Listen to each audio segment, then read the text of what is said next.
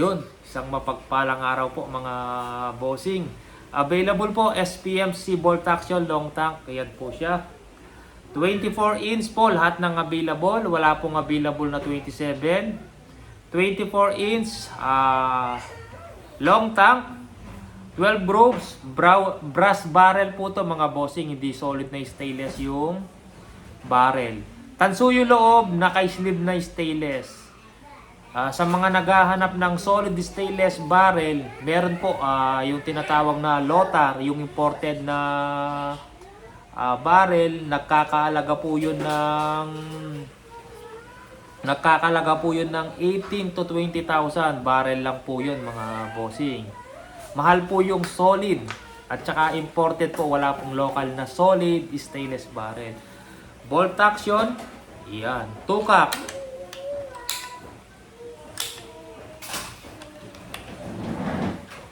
Bolt action. Dalawang design po yung available na wood stock natin. Isang ganito. Tinatawag dito sa ganitong wood stock mga bossing. Yan. Tornado. Pwede siyang left and right pag ganyan. Tornado. Pwede siyang left and right. Malalaman mo pag SPMC. Yan. Ganito yung design ng wood. Yan, patilos. Malapat kasi mga bossing, iba-iba yung style ng design ng itim na to. Pero same lang po yan sa ang pagkagawa at saka quality. SPMC tsaka si Malapat dating magkasama mga bossing. Iniba lang yung design nito. Yan. Tapos ang wood nito mga bossing, mahogany. Mahogany wood. Ayan siya. Tapos yung isang design, ito, merong may-ari nito, papadala natin. Bago natin padala, add nyo ako sa Facebook, pwede kong i-send yung groupings ng unit na papadala ko sa inyo para makita nyo yung groupings kung maganda tumama. Pag pangit tumama, hindi natin papadala mga bossing. FB ko, pa-follow na rin sa FB page ko, Mandap Sporting Goods mga bossing. Ito naman yung isang model na wood stock mga bossing. Hindi siya pwedeng pang kaliwa, pang kanan lang siya. Dahil may uka siya dito. Kung nakikita niyo sa video, baliktad, hindi po ako kaliwete. Bumabaliktad lang po sa video. Kanan po ako mga bossing. Yan, pagdating dito, walang uka. Yan. Pwede siyang gamitin pero mahihirapan ka. Mas nakalapat siya sa pang kanan. Hindi kagaya nito, left and right. Yan, dalawang klase lang po yung available natin na design. Ganito, isang Palmaria, isang Tornado. Yan, price, sasabihin na natin mga bossing. Pag sinabing complete set, kabilang natin to. Pag sinabing complete set, ang kasama ng unit, silencer, BSA 460 times 44 na scope. Meron po yung sunshade nilalagay dito para humaba. Yan. Meron pong kasamang sunshade yan. Pwede mong ilagay, hahaba yung scope. Tapos ang kasama, Valiente CO2 tank. Tsaka meron pong isang box na bala, isang CO2 fittings or yung tinatawag na adapter. Ang presyo nito mga bossing, complete set 18,000. Complete set 18,000. Pag unit lang na long tank, pag sinabing unit, walang ibang kasama. Walang silencer, walang scope, walang CO2 tank. Ang unit only, ang presyo po ay 13,000. Yan po mga bossing. Pag unit with silencer, 1.5 po ang silencer sa maker. Bali, unit with silencer, 14.5 po mga bossing. Walang ibang kasama. Meron po yun, isang box na pellet, libre po. Kahit sa unit, binibigyan po natin ng isang box na pellet.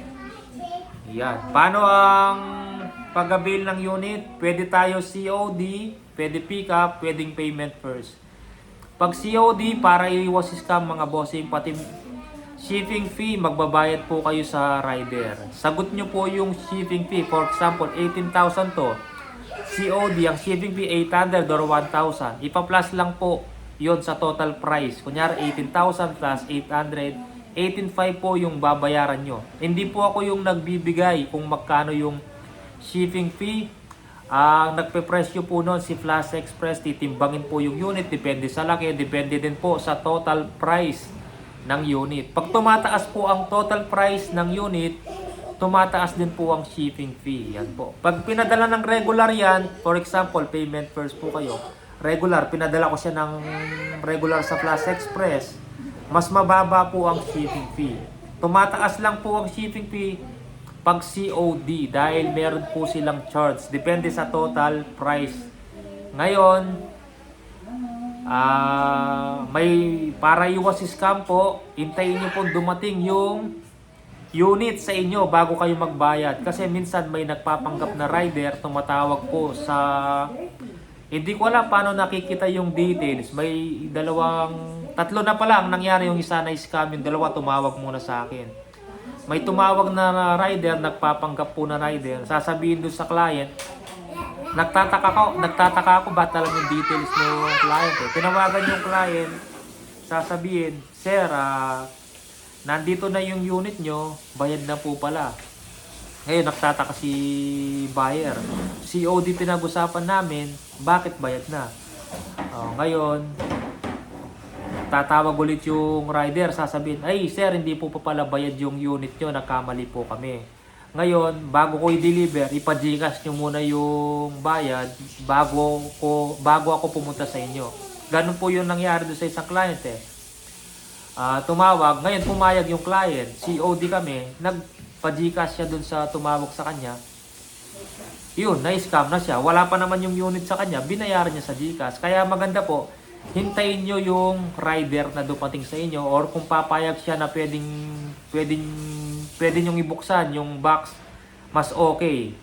Tignan nyo muna yung loob kung tama yung pinadala, pero tayo mga bossing, legit tayo. Kung anong order sa atin, yun yung pinapadala. Iwas scam lang po, hintayin nyo yung rider sa harap ng bahay nyo. Doon kayo magbayad pag nasa inyo na yung unit. Huwag po kayong magpa-Gcash na walang binibigay sa inyo. Ang nangyari, nadoble po yun. Nagbayad siya ng umaga, pagkahapon, dumating yung rider, yung totoong rider. Nagbayad na naman siya dahil na-scam siya sa una. Ngayon, kanina, may tumawag na naman sa akin, sir, di ba COD tayo, bakit tumawag yung rider? Bayad na daw yung unit ko. Sabi ko sa kanya, huwag magbabayad hanggang walang unit at hanggang hindi dumadating yung rider sa kanila. Ganun lang po mga bossing. COD tayo, pati shipping fee, magbabayad po kayo sa rider. Ngayon, pag binadala ko to sa Flash Express, hindi ko malalaman kung ilang araw. Hindi na po akong may cargo nun mga bossing. Pag pinadala ko sa Flash Express, ay ipaprocess pa po yan. Pag Luzon lang po, mga umaabot yan ng 2 to 3 days. Pinakamatagal 4 days. Pag Visayas, Mindanao, minsan 7 days or 7 to 10 days bago makarating sa inyo. Yan po. Magtatawag naman po yung rider sa inyo. Pag i-deliver na yung unit, may tatawag or magte-text mga bossing. Yan po. Malapat natin. May isa pang available. Nag-iisa na lang.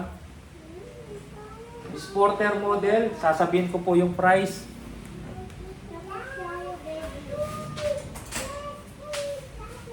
Yeah.